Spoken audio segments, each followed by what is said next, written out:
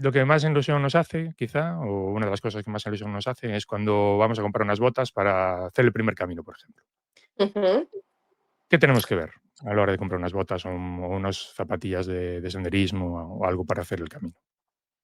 Pues a ver, yo en primer lugar, el calzado, por ejemplo, es muy importante y va a depender de varias cosas. ¿Qué parte del camino se va a hacer? Porque hay caminos que tienen, es más pedregoso, hay parte más asfalto, descensos, bajadas, subidas. Todo eso hay que tenerlo en cuenta a la hora de elegir el calzado.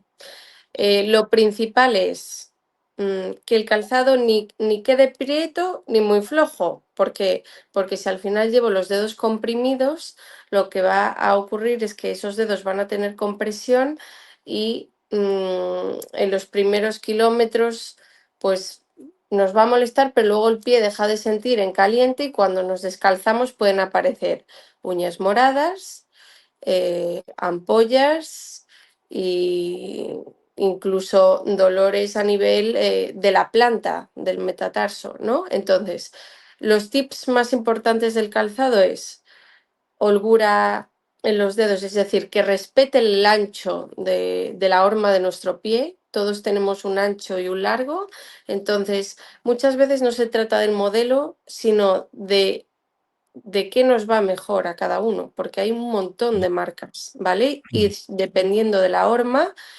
que haga el fabricante, igual a mí me va bien una marca y a otra persona otra. Entonces, a la hora de la suela, si es un terreno pedregoso y sobre todo si coincide con clima lluvioso, por ejemplo, pues hay que tener en cuenta que la suela debe ser con rigidez y antideslizante para no producir tampoco ninguna caída. Ujú. Luego, también es importante sujeción a nivel de tobillo, es decir, que esa bota, si nos sube un poquito más del tobillo, vamos a tener estabilidad, sobre todo en esos terrenos irregulares en los que igual pisamos, cogemos una piedra y se nos va un poquito el pie. Pues el pie va a estar más estable cuanto más alta sea la bota. Si la bota me llega por debajo del tobillo, siempre vamos a ir más desprotegidos, la Ujú. verdad.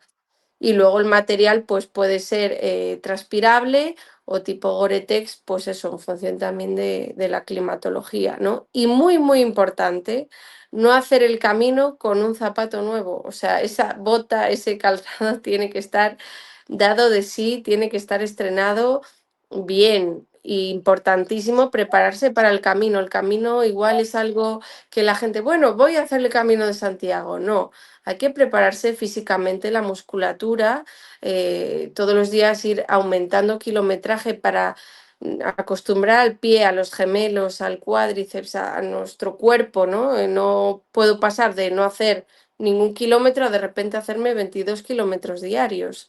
Eso Claro. lo hace bastante gente y hay que tener cuidado.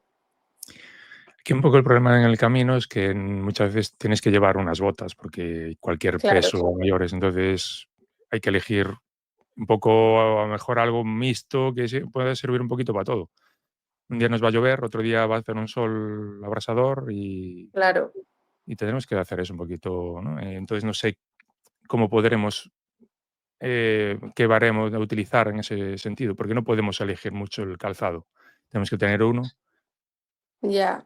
Pues yo lo más importante es la horma respetuosa y si igual nos olvidamos un poco de la climatología, porque podemos tener suerte y también llovernos un día y el resto no, pues que sea transpirable también, porque al final Ujú. la transpiración va a evitar la sudoración. Entonces, cuando surge una ampolla es porque hay humedad y fricción. Si tenemos zapatos transpirables, pues el pie va a tener más libertad y va a sudar menos, ¿no? Entonces, pues un poco, pues una horma ancha, una buena suela y buena sujeción a nivel de tobillo. Esas Ujú. serían mis tres recomendaciones y por supuesto eso, que esté usado con anterioridad para que el pie ya esté acostumbrado a ese calzado. Muy bien. Mm. Y Y lo mismo, los calcetines, claro, también es muy importante. Calcetines importantísimos. Siempre mejor a diario hablamos nosotros en consulta del calcetín de algodón, pero en este caso, para el camino yo usaría más calcetín técnico, que se llama. El Ujú. calcetín técnico, al final llevan su porcentaje algodón, pero también existen en ciertos sitios como Decathlon, conocido comúnmente por todos. Hay justo una sección de calcetines y tiene calcetines técnicos. Pues esos calcetines lo que van a producir es que el calcetín no se nos deslice, también porque a veces si el calcetín nos queda grande y se desliza, también existe esa fricción y si se sujeta bien al pie, va a evitar esa aparición de ampollas o rozaduras o calenturas incluso. Entonces el calcetín, también para mí, calcetín técnico, el que nos sea más cómodo y el que encontremos en nuestra tienda habitual de deportes que podamos comprar. Esa es mi recomendación para en este caso.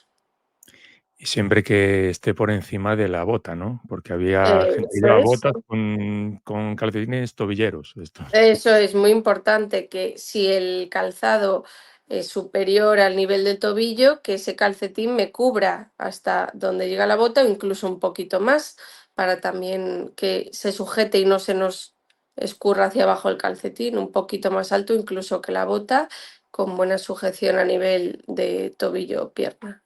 Eso es.